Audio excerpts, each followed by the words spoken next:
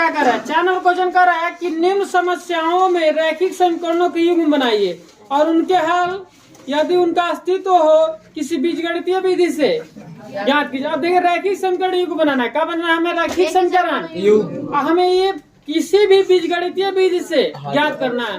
आपको जो भी विधि हो, ग्राफीय प्रतिस्थापन विधि हो, ग्राफीय विधि हो, विलोपन विधि हो, ठीक है, या ब्रजगुणन विधि हो, किसी एक विधि से क्या करना है, इस क्वेश्चन को हल कर देना है। तो पहला क्वेश्चन दिया है, एक छात्रावास के मासिक व्यय का एक भाग नियत है, ठीक है, किसी छात्रावास के मासिक व्यय का एक भाग का है, नियत है, ठीक है, तथा शेष इस पर निर्भर करता है कि छात्र ने कितने दिन भोजन लिया। अगर 1 महीना अगर आप भोजन करते हैं, मासिक मतलब 1 महीना अगर आप भोजन करते हैं, उसके लिए फिक्स है कि आपको इतना रुपया देना है, और 1 दिन भोजन करते हैं उसके लिए अलग है कि आपको इतना रुपया देना है, ठीक है। जब एक विद्यार्थी ये है, ठीक है, नाम का इसमें दिया एक विद्यार्थी ए को जो 20 दिन भोजन करता है, 1000 छात्रावास के व्यय के अदा करने पड़ते हैं। 20 दिन भोजन कर, जो छात्रावास जो ए है, एक के छात्रावास, वो कितना दिन भोजन करता है, 20 दिन। अब 20 दिन भोजन करता है तो कितना रुपया देना पड़ता है, 1000, ठीक है। जबकि एक विद्यार्थी बी को, एक विद्यार्थी का है बी, वो 26 दिन भोजन करता है। कितना दिन भोजन करता है, 26 दिन, तो वो 1180 रुपया देता है। कितना रुपया देता है। तो अब हमें नियत व्यय प्रतिदिन के भोजन का मूल्य बताना है, ठीक है। नियत मतलब फिक्स, मतलब 1 महीना अगर आप भोजन करेंगे, नहीं होता है कि नहीं, आप 1 महीना खाएंगे तो आपको 2000 रुपया देना। मान के चलिए हम 1 महीना खूब खा रहे हैं, बहुत सरिया, कितना भी खाए, हमें 2000 रुपया महीना दिने देना है। अगर 1 दिन खाते हैं तो रहता है 200 देना है, चाहे 300 देना है, ऐसा है ना, बात समझ में आ रहा है। तो हर जगह अलग अलग है पैसा, बात समझ में आ रहा है। अलग अलग मतलब होटल में खाएंगे तो अलग अलग का है पैसा है। तो हमें यहाँ इसमें दिया है कि एक जो है कितना दिन भोजन कर रहा है जी, 20 दिन। 20 दिन भोजन करता है तो कितना रुपया देना पड़ता है, 1000। एगो 26 दिन भोजन करता है, उसको कितना रुपया देना पड़ता है, 1180 रुपया, ठीक है। तो इसमें हम क्या करेंगे, हमें नियत मतलब जो फिक्स किराया है, जो मतलब फिक्स जो व्यय है वो हमें बताना है, और प्रतिदिन जो भोजन करेगा उसका क्या बताना है, मूल्य बताना है। तो माना कि, ठीक है, माना कि नियत व्यय का x प्रति दिन, ये लिखा है प्रतिदिन के भोजन का व्यय ना, प्रतिदिन के भोजन का व्यय कितना माने y। बात समझिए, लास्ट में आपको यही निकालना है, नियत व्यय और प्रतिदिन के भोजन का मूल्य मतलब वही व्यय निकालना है। तो हम ये नियत व्यय का मान है x, फिक्स जो है वो कितना रुपया है, 100 रुपया, और प्रतिदिन 1 दिन का कितना है, y रुपया, ठीक है।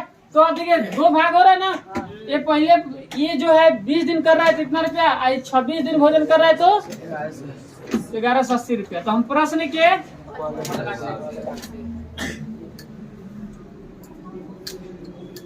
पहले भाग से, प्रश्न के पहले भाग से देखिए, प्रश्न के पहले भाग में क्या करेंगे, देखिए जो ए विद्यार्थी है वो कितना दिन भोजन कर रहा है, 20 दिन, तो कितना रुपया दे रहा है। तो ये बताइए नियत जो व्यय है, नियत जो मूल्य है वो क्या है, फिक्स है। आपको 1 रुपया आपको देना है, नियत व्यय आपको देना है। उसके बाद अतिरिक्त दिन आपको भोजन करते उसका भी आपको जोड़ के क्या करना है, देना है। तो अब बताइए नियत व्यय फिक्स है 100 रुपया। अब बताइए 1 दिन आप भोजन कर रहे हैं तो 1 रुपया दे रहे हैं, y रुपया। आप कितना दिन भोजन कर रहे हैं, 20 दिन, तो 1 दिन का y रुपया, तो 20 दिन के 20 y हो जाएगा। कितना y होगा, 20 y, और दोनों मिला के 1 रुपया दे रहा है, 1000। अरे समझ में, समीकरण 1। कोई दिक्कत। प्रश्न के दूसरे भाग से, प्रश्न दूसरे भाग देखिए क्या कर रहा है, नियत व्यय आपका क्या है? 100 रुपया फिक्स है, आपको देना है। उसके बाद कितना दिन भोजन कर रहा है? तो बताइए, एक दिन का वाई रुपया, 26 दिन के 26 वाई हो जाएगा। और दोनों मिला के कै रुपया हो रहा है? टोटल 1180 रुपया हो रहा है। इसको समीकरण अब आप इस देखिए, इससे हम किसी भी विधि से क्या कर सकते हैं? प्रतिस्थापन, चाहे ब्रज गुणन या विलोपन, किस विधि से बना दिया? कौन सा विधि? देखिए, तो विलोपन विधि देखिए, समीकरण 1 और समीकरण 2 को घटाने पर 2 को घटाने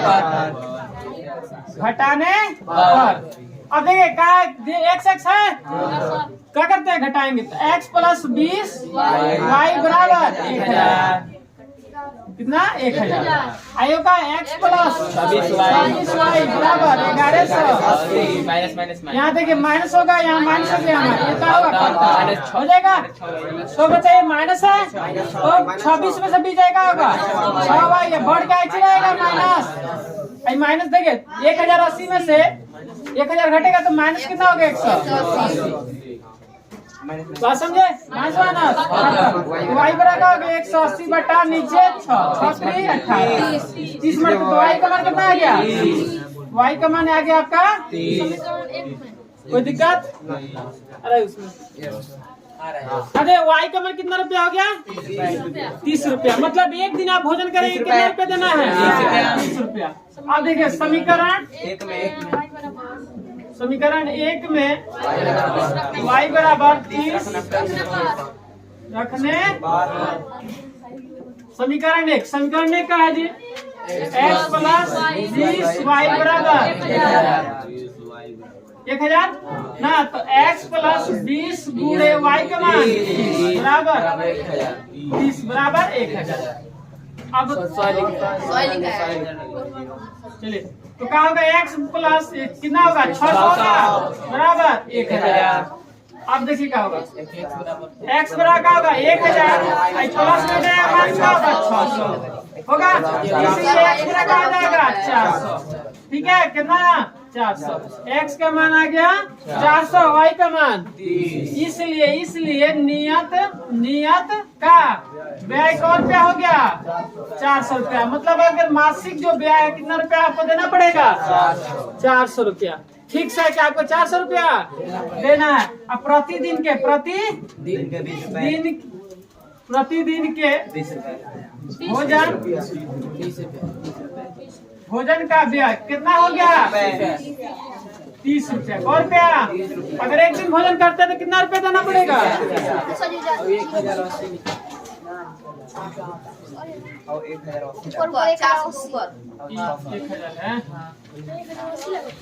हो गया, उतार लिए।